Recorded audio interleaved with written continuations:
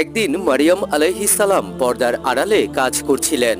তখন ফেরেশতা হযরত জিবরাইল আলাইহিস সালাম মানুষের রূপ নিয়ে তার সামনে এসে হাজির হলো। মারিয়াম আলাইহিস সালাম তা দেখে ভয় পেয়ে গেলেন।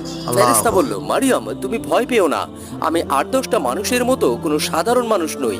আল্লাহ আমাকে পাঠিয়েছে পবিত্র সন্তান তোমাকে দান করার জন্য।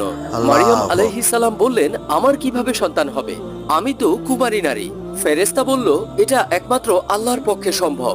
ফেরেশতা তখন মারিয়াম আলাইহিস সালামের পেটে ফু দিলেন, আর তিনি তখন থেকেই গর্ভবতী হয়ে গেলেন।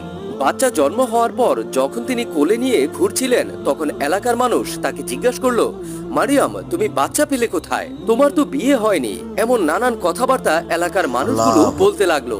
ঠিক ওই মুহূর্তে যে মাত্র দুধের শিশু সে কথা বলে উঠল, এবং সেই ছোট্ট শিশু বাচ্চাটি ছিল হযরত ঈসা আলাইহিস সালাম। সুবহানাল্লাহ, আল্লাহু আকবার।